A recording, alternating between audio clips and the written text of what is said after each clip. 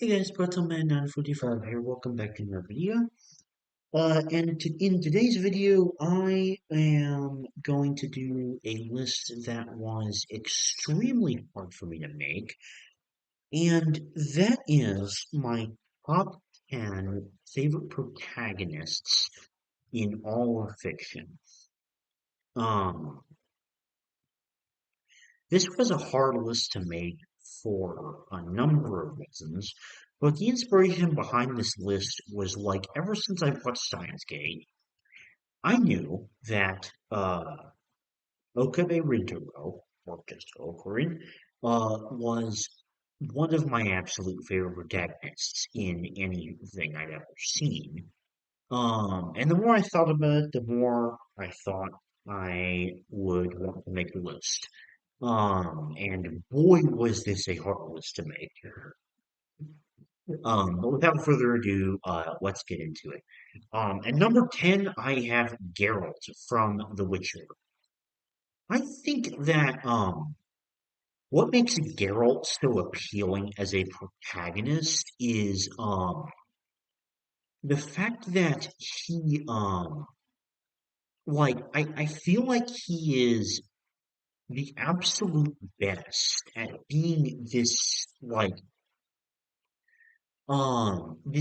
of mold for the world around him. And he is written, like Sapkowski wrote Geralt to be such an interesting reactionary character. Um, I feel like that is Geralt's biggest strength as a character is because I feel like he genuinely has such human reactions that are so engaging to follow. And I absolutely love his development from being like this stoic person to becoming a very important father figure to Ciri. And I also really love how his romance with Yennefer develops. And I love how both of those things are like unique developments in the concept of a Witcher, where a Witcher isn't, they're supposed to be infertile, but he manages to have a kid. They're supposed to be aromantic, but he ends up falling in love with someone. And I like how Geralt can be used as this kind of like reactionary template um, that can be heavily supported by the characters around him. Now number 9, I have Edward Elric, and you might think that's really friggin' low for Edward. If you've seen my Full Alchemist Brotherhood review, you know that it is probably one of my favorite characters. Um, however, um, the reason, well, like I said, this was an extremely difficult list to make, but I knew that Ed definitely would have to be on this list somewhere. And so for that reason, I think that I just think that he is like a perfect character. Let's see what I want to say. I love kind of like Geralt. I love how Ed is a amazing template for a character. Unlike Geralt, which is more like a reactionary thing. I feel like the biggest strength of Edward is how open his ideals are and how very much of an open book he is. And I think that worked so well in working with his relationship to the villains because kind of like Geralt, he works as this really great like template where his main values are so core and open to understand by everyone that um everyone is actually able that the audience can understand and really empathize with him. And I also absolutely love his relationship with basically every character. I feel like, the idea of him being such a genius alchemist is something I wish that was actually continuing to be played out a little bit more across all of this series. I feel like that's something that he unfortunately kind of dimmed down with Ed's character around the one third to halfway point. Which is a shame because in the beginning, especially in the first 10 episodes, you really get to see his realization that he really is a prodigy. He knows a lot about alchemy. I also love the gags of him being short and him constantly being mistaken for Alphonse. Speaking of Alphonse, their relationship is definitely one of the richest and most fulfilling of the entire show. I absolutely love it in everything that happens with it. I think it's so well developed and it has such a fantastic inclusion with so many road bumps along the way that everyone feels like it makes sense. Now, at number eight, I have Walter White, and I absolutely love um his entire journey that he goes on. I mean, this I don't feel like I need to say a whole lot about Walter White because, he's touted as one of the greatest characters in television for a reason. Um, because I think that the entire journey that he goes on and his slow descent into villainy just makes him an incredibly compelling and well written character. Uh, okay, sorry about the cut. I heard my dog when I wanted to go check up on her, and I also got a banana and a drink in the meantime. Um, because I think this is going to be a pretty long video, so um, um, yeah, I think that about sums up my thoughts on. I don't have that much to say about Walter White. I just think that he is a fantastic character, goes on a fascinating journey seeing him develop into a villain is just incredibly captivating television. At number seven, I have Frodo. And I think Frodo is definitely my favorite Hobbit out of Lord of the Rings, and I just think that he is such a incredible protagonist to vision the story through. He's such a great audience perspective character because especially I think in the book, specifically the Two Towers, you really get a sense for the suffering that he's going through.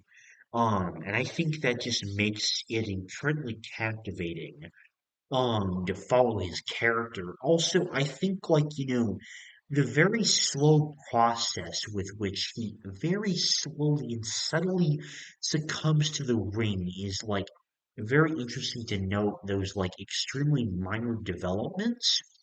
And I really, really always love the detail at the end, in Return of the King, the fact that despite how pure-hearted he was, like, I think the fact that he finally succumbed to the ring, even though it was at the very end and he ended up destroying it anyway. I love that because I think that what that shows, it's brilliant in showing how the ring, there is no one that can completely forever withstand the effects of the ring. Even Bilbo started getting corrupted by its influence after having it for 60 years, and despite how pure-hearted Frodo was, even him was finally let himself be corrupted by the ring in some way. Um, I also absolutely love his relationship with Sam. It's like one of the best friendships of all time. Um, yeah, Frodo is amazing. Um, I don't normally do this, but I'm going to make like a mid video list change. So originally I had 5 and 6 switched around, but I'm going to flip them.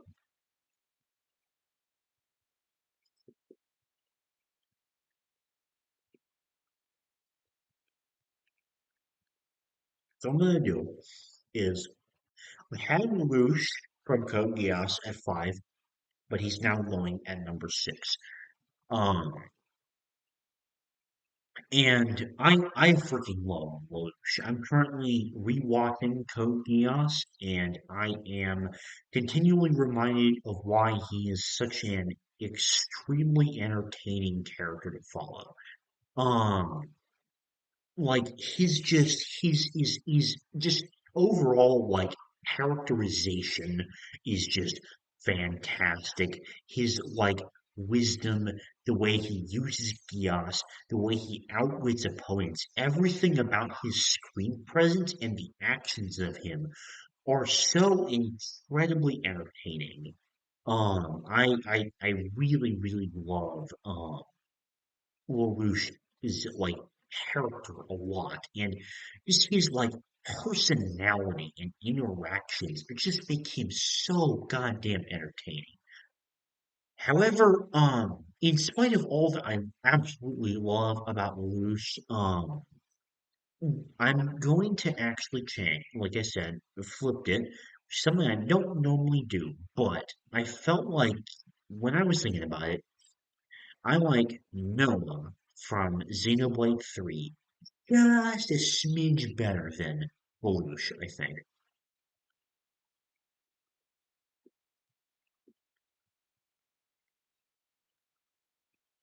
Um, and in my mind, um, I don't even know. I don't even know like what a ranking of my favorite video game characters would look like, but I think he would most definitely be in that list somewhere. Um, and Xenoblade 3 I have not talked about enough. I feel like, like too such a good game. Um, ironically enough, uh, just like Noah's number 5 on my list, Xenoblade 3 is number 5 on my favorite games of all time. That's not really relevant though. What I really love about Noah is he is such a emphatic and interesting leader. And while he's not like the most dynamic character in the beginning compared to characters like Lance or, Pion, especially who's definitely my favorite early game. When you get to like mid to late game and you start like learning of his complex relationship with Mio and how that relates to M and N and just the incredibly complex character dynamics that like both of them share. Oh my God.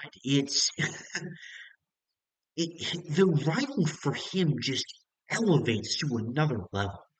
And then seeing his hero quest as well, which was a really, really great mission as well, by the way. Seeing that hero quest fully play out was just so satisfying.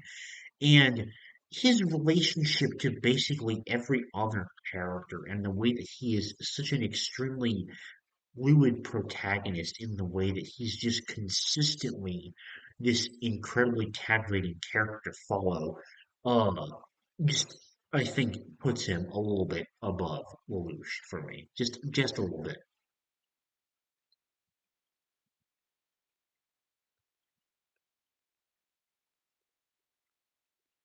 Now, obviously, all these protagonists are fucking great.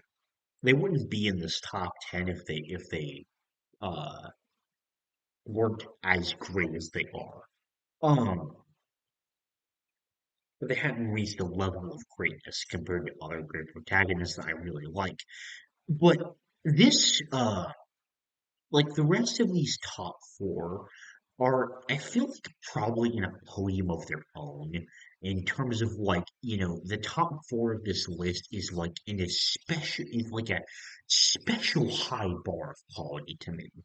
Um, and we're starting off kicking really strong because my number four pick is Luffy. Um, and I think that Luffy is literally the perfect protagonist for One Piece. He is um, I'm sure you've probably seen a bajillion, like, One Piece video essays on how, you know, Luffy is like the perfect embodiment of freedom and individuality in a world of like black and white. He's kind of this great part, and you're gonna hear all these other videos that will do a much better job analyzing how Luffy is like the best kind of friend ever to all of his crewmates and how he's willing to literally help anyone. Um,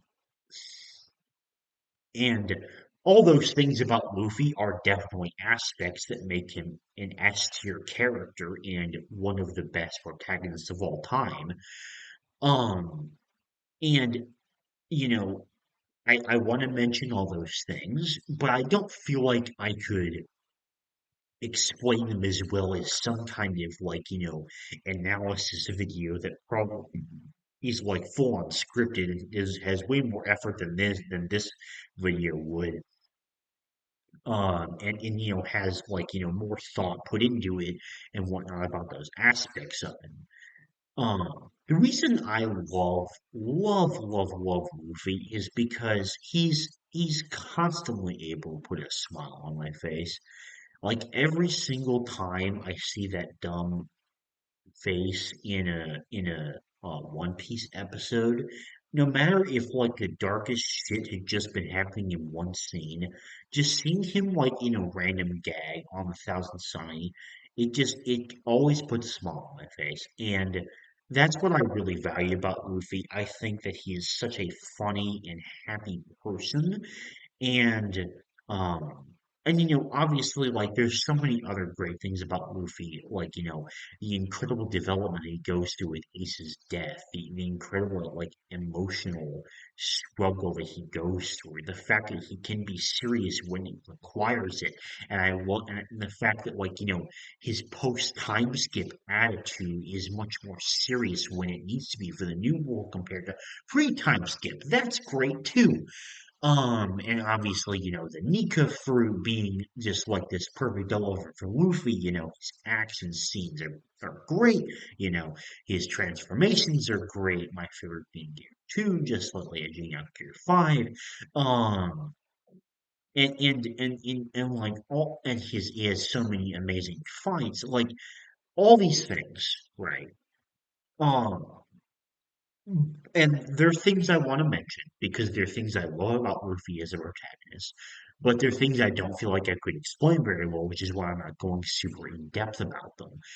But the main goddamn thing I love about Luffy is the fact he can always put a smile on my face, and like very rare. It's just quite rare for characters nowadays to just have a protect like them being able to consistently just like create that same feeling that One Piece always does with Luffy. Um, Now, at number three, the total opposite to Luffy in literally every, in so many aspects possible, we have Guts. Now, Berserk is one of the greatest works of fiction of all time. And Guts ain't even my favorite character in Berserk. That goes to Griffith. Um, I don't want to hear anything. Griffith's a great fucking character. And the villain twist reveal, oh my god, did not see that shit coming at all. But we're talking about Guts here. I think that like number one, not only does he have one of the most past of any anime character ever, which just makes him an extremely compelling character to follow from the get-go. But two, he has got to be one of the biggest badasses in all of anime manga, easily. His action scenes and the way that he's drawn, especially like during the Lost Children chapters, with like this darkness surrounding him. Oh man, that's really good stuff. Um, I love his romance with Casca. I think it's an incredibly compelling, like, human drama form of romance, and it just once again is another masterful example of Mir's storytelling. The fact that he's able to include that in among so many other aspects of not just Berserk as a story, but Guts as a freaking character. I love in the beginning his like kind of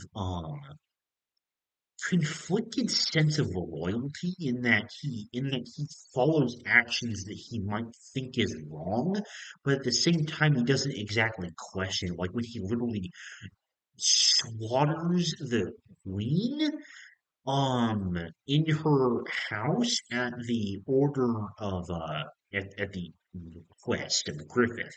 And I also think the way that that relates into how Guts displays the general themes of dreams in the story is just absolutely brilliant. Um, and also just following Guts on his solo journey. It just like every chapter you read, you just have more and more of an appreciation for Guts because he's constantly like this consistent presence that just is continues to be more and more compelling as the story continues on. And I think that's probably the greatest thing about Guts as a character. Um, Now, number two, and the reason I am even making this video at all, and that is Okuri. Now, um, Ocarina is a compelling protagonist because he has quite simply one of the best, most joyous, like most infectiously joyous personalities of any character in all of fiction, in my opinion. Like the way he constantly has the most incredible positive attitude about literally anything, no matter what the hell is going on, just continues to be in such an inspiring example to me. And seeing his scientific brain at work continues to be such an incredibly entertaining aspect of follow of his character. And speaking of character, I absolutely love his relationship with every other character in the series. His relationship with Makise is one of the greatest romances I've ever seen. Um,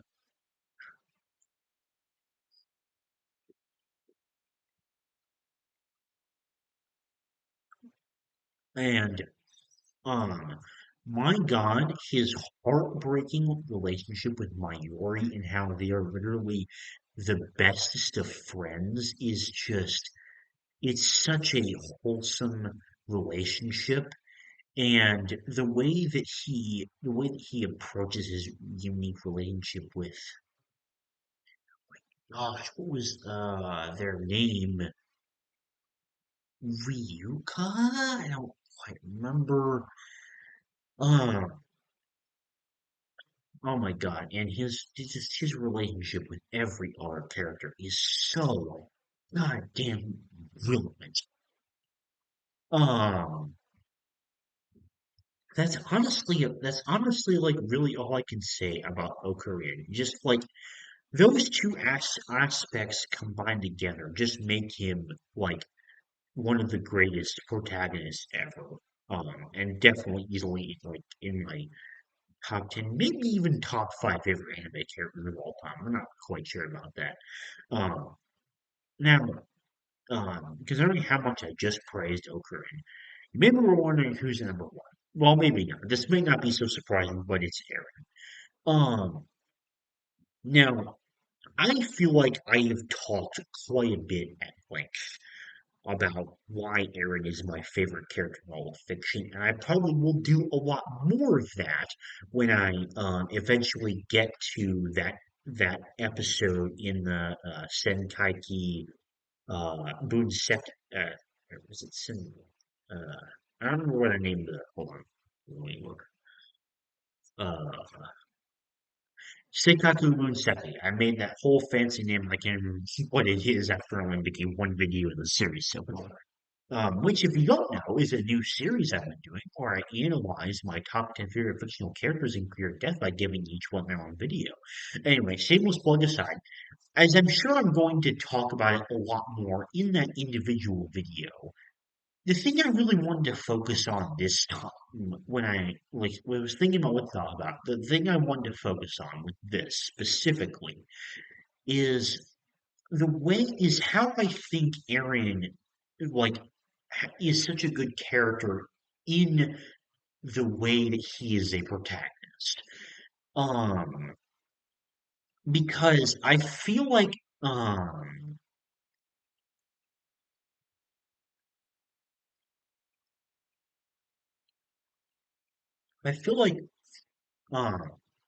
whenever I've talked about Aaron, I don't feel like I've mentioned his strengths as a protagonist. That's why I'm going to try and do here without rambling too much on how I like him generally as a character, which might be a little bit difficult for me, but I'm gonna try.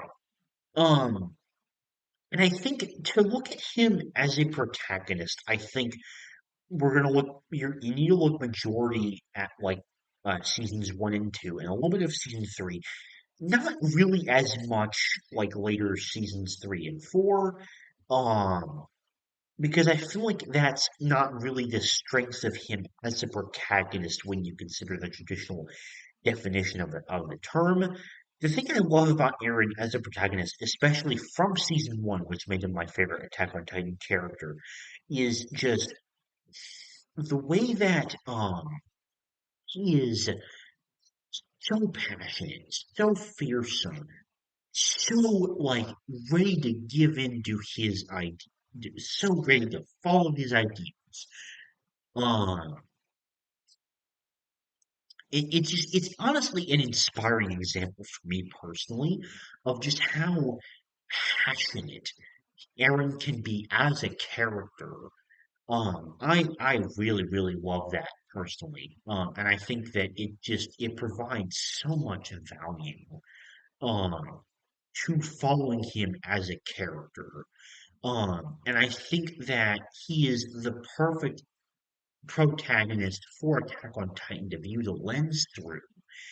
And I feel like he's also so easy to empathize with. And my other favorite thing about him is just his complex relationship with freedom and how that gets paid off in the end, and how the end of his character was just incredible. Um, like I said, a little bit more of the season 4 talk, but I think the way that he commits to his ideals to the very end is by far my favorite part about him as a protagonist. And I'm going to stop there because if not, then this video would be a lot longer with me ranting about how much I freaking love Aaron.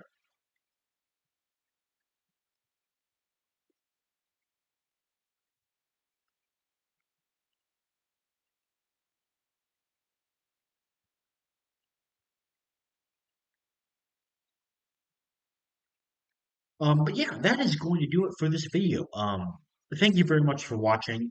This was a very much passion-filled video.